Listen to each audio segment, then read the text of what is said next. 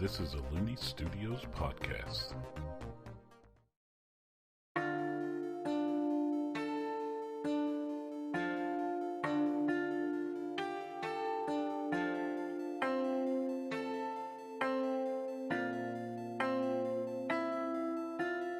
Hello and welcome to Aerde Talks. I'm Hunter Looney, the Game Master, and this show is here to dive deeper into the world of Aerde, which is traversed in Aerde Tales. I'm joined today by Leah, who plays Gamora, and Noah, who plays Salvazar. Today we'll be discussing the latest episode of Aerde Tales and the political systems of Aerde, specifically Ucing itself, which seems kind of good timing. Yeah. So, a lot of things happened in the last episode. You all scaled mountains. Sure did. Yeah. Thoughts? How did that go? Very confusing thoughts. How so? Kids. The kid? Mm-hmm. Specifically, her name's Ellie. Yeah. Well, that's 5 or 6 years old. And was sent out to stabby someone. Mm-hmm. That was her homework. And didn't want to stab anybody in the town, which I guess is nice. Yeah. Just ask if she could stab Salvazar. I can stab you? No. So, Not as upset as I was about the orphans a while back, but throwing a kid in there was also kind of frustrating.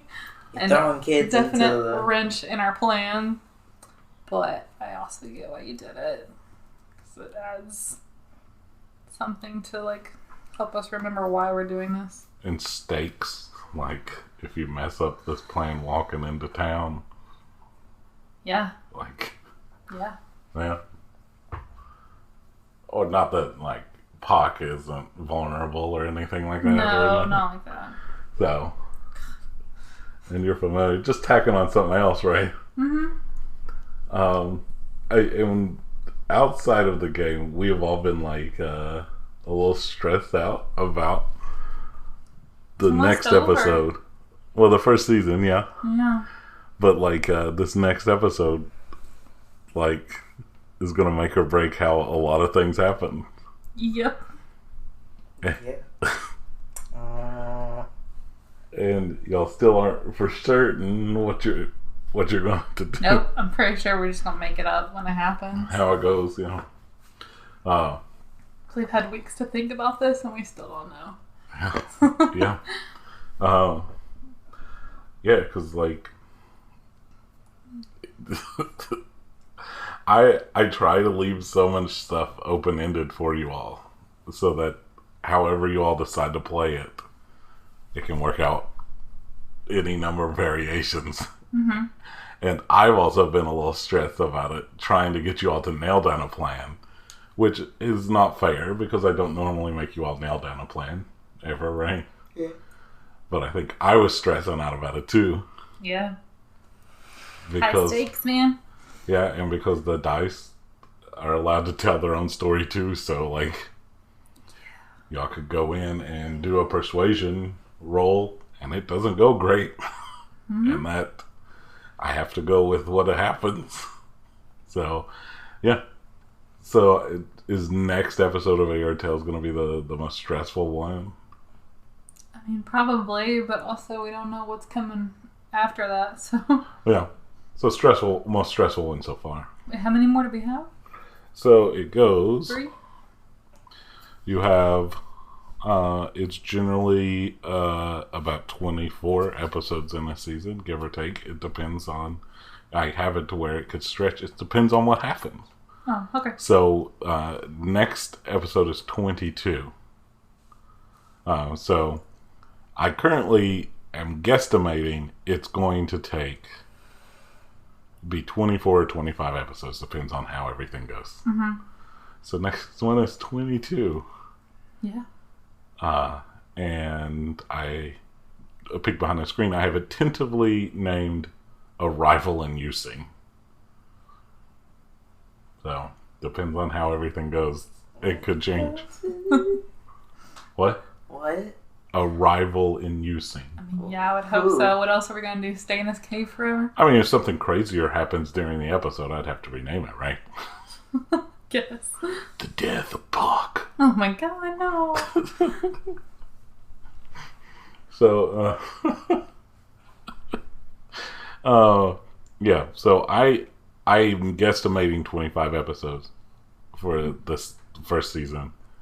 If it ends up being 24, let's talk a little bit more about Ucing and its political structures and how it's structured. This is something that you all would have had time to talk about. You and Salvazar, Gamora and Salvazar would be able to talk about this heading up there, and even Mushuk and stuff.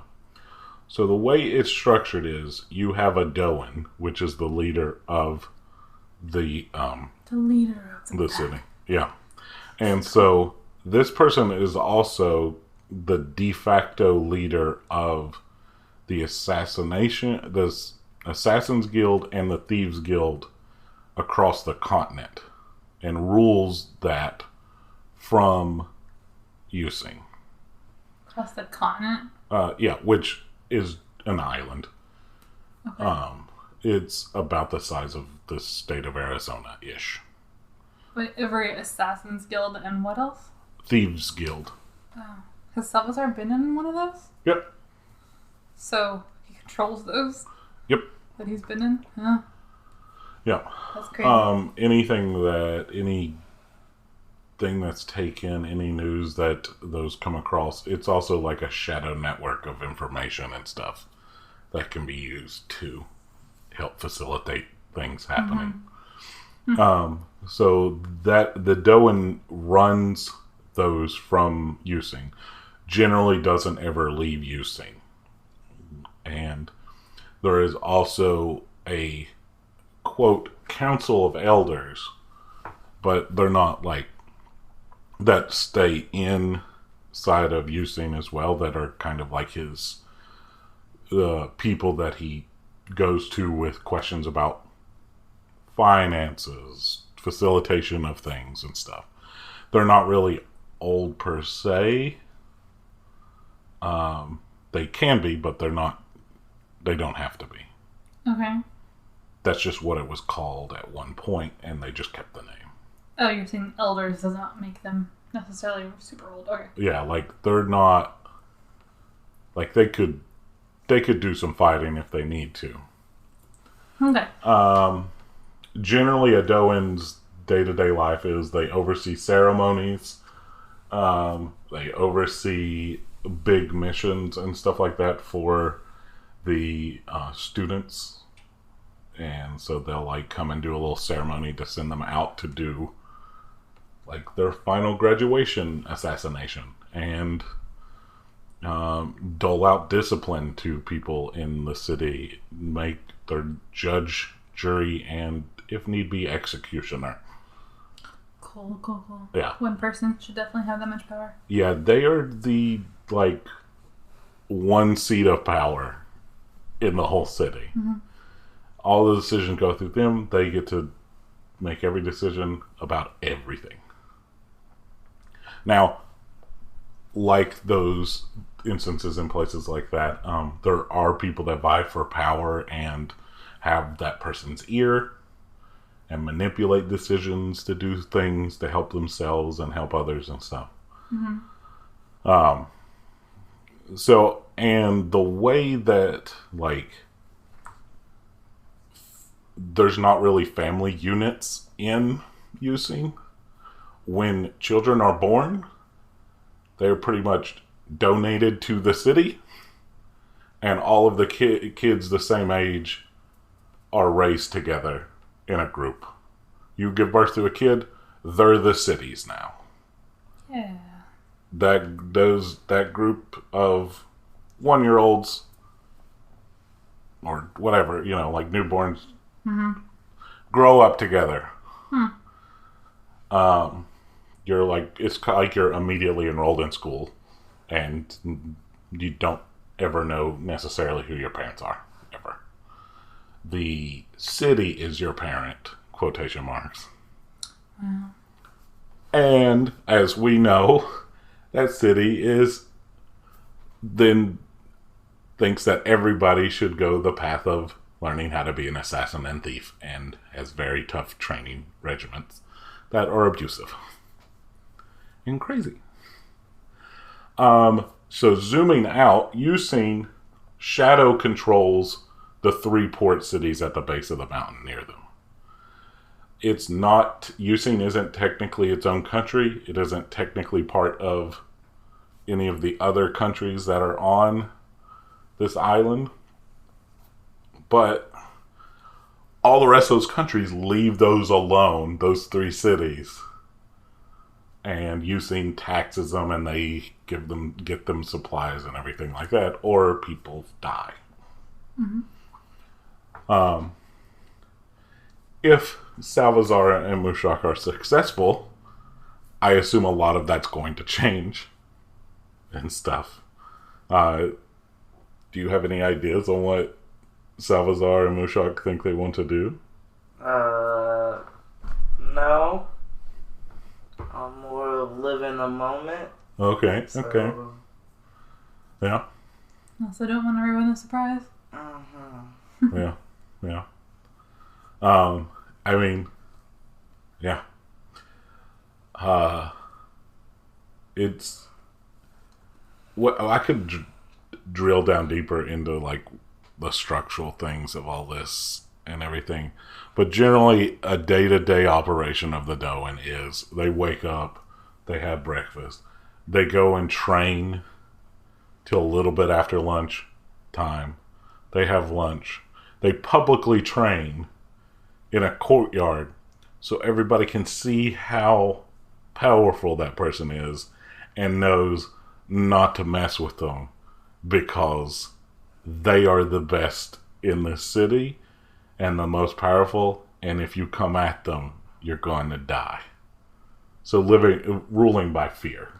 Does Salvazar and Mushuk know if anyone's, like, during their life has tried to challenge him? Oh, that's a very good question. They would know that there's been a couple here and there, and the process for challenging is you challenge them, they have to accept. They only have to accept if it's somebody that is born in Ucing and grew up in Ucing and stuff. So then there is a whole temple dedicated to those individuals enter the temple, the Doan and the Challenger, and then whoever comes out alive is the new Doan or the continuing Doan. Cool. Yeah. Fun times. Yeah. So would he still consider Salvazar as part of Ucing? I mean, he was born there and grew up there. Oh, you said that he had to be born there. Okay. Yeah. Both him and Mushuk I didn't know, born like, there if he had been doing magic, if that, like, excommunicated him and he's not considered a part of them to challenge. From what you all could surmise is that once somebody starts stepping out of line, even if they're on their own dollar quest or later, from the amount of this contract and stuff like that, you can surmise that they usually get offed. They usually get taken out before there ever any. There's usually a problem or anything. People stop hearing from them. So, this would probably, you all have never seen somebody, Mushuk and Salvazar have never seen somebody come into town that could wield magic and challenge the Doan. Mm-hmm. But also, the political structure of Ucing is the Pantheras, which are like the big cat humanoids. They're like 6'10" and stuff. Jeez.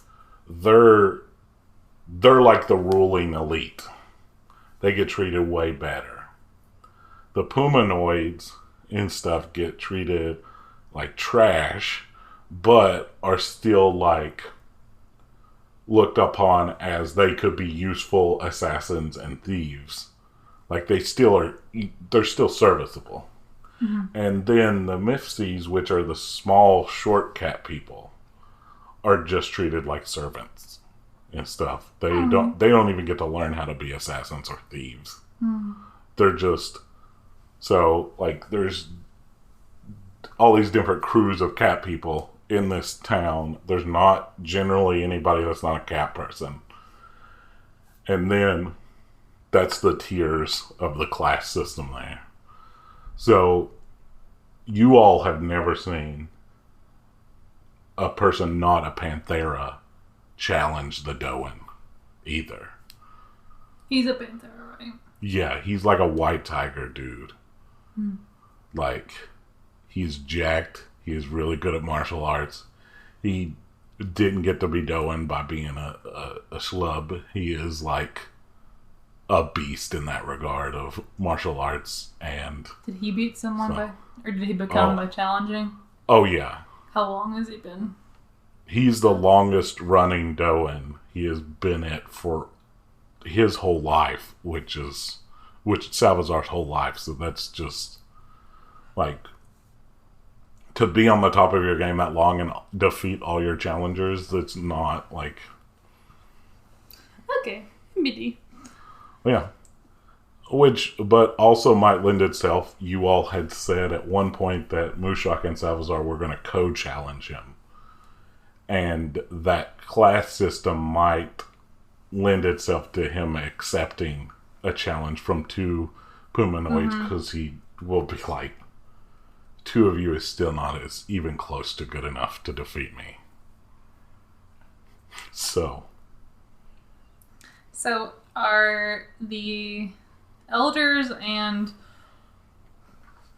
what's the like bodyguard type people called? Oh, it's just like like the council of elders that he has that are like around him. There's not like they're the only ones that like answer. I mean, I know everyone answers to him, but aren't there guards around the city too? Well, yeah. There's just like I'm trying to say, are they committed to the throne like Black Panther? Like oh, generally when people rule by fear, there's a certain point that they will, like, out of fear, do everything the throne says. But then you push them so far, they go, no, now I'm more afraid of you than I am of the throne. But, okay.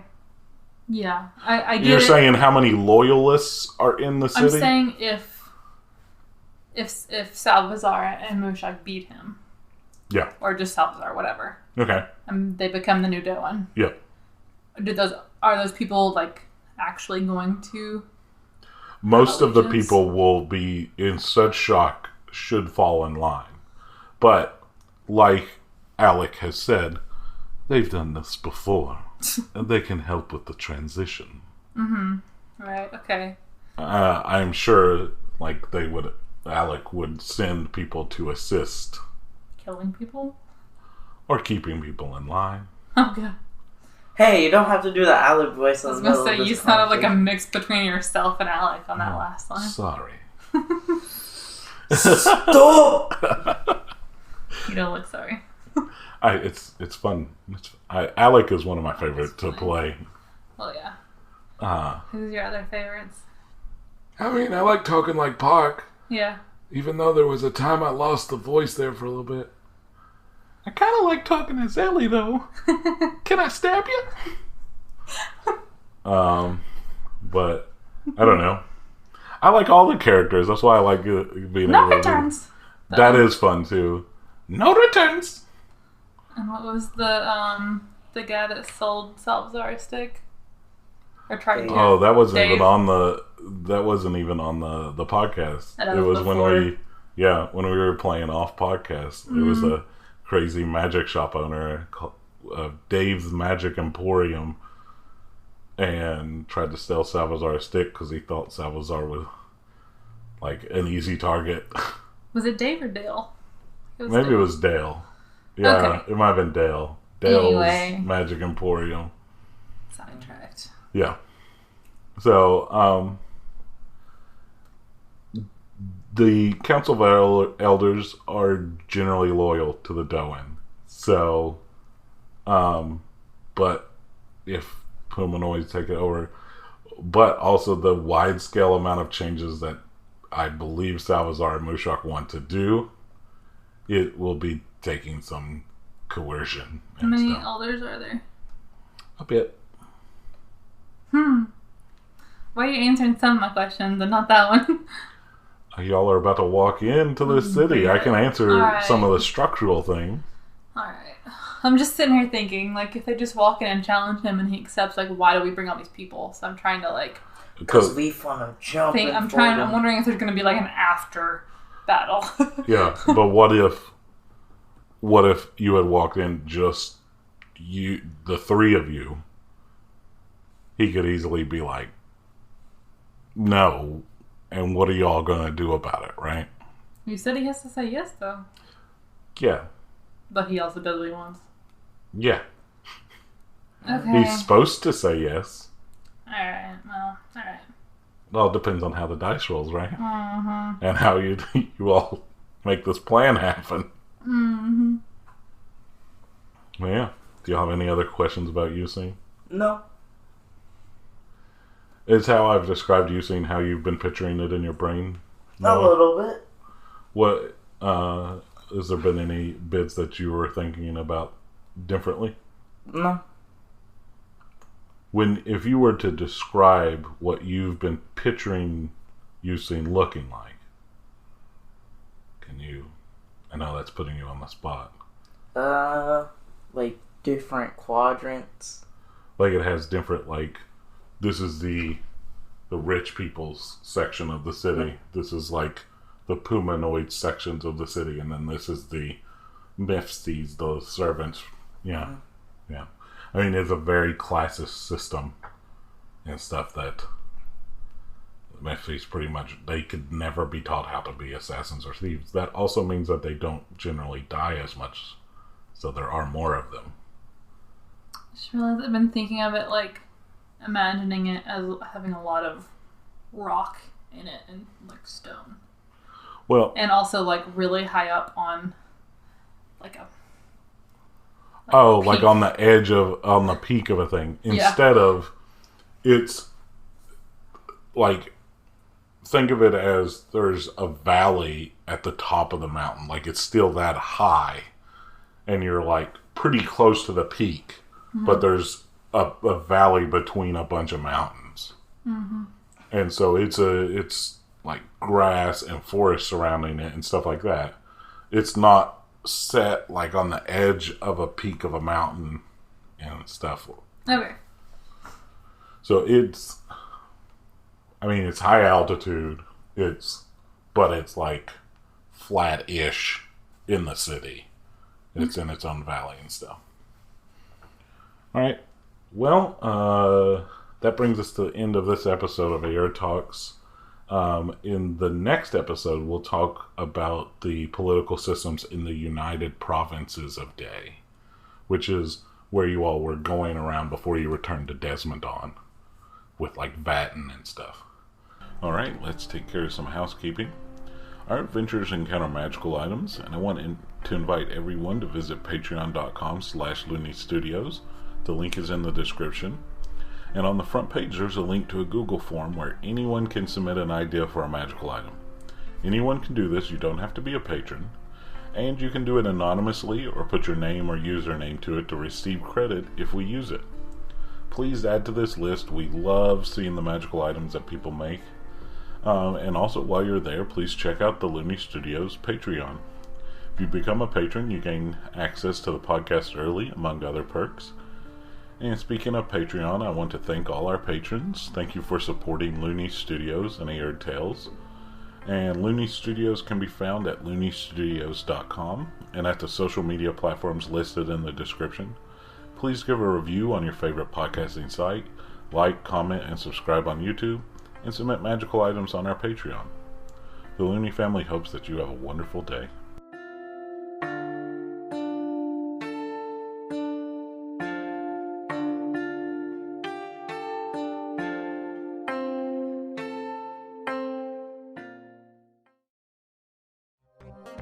That was a Looney Studios podcast.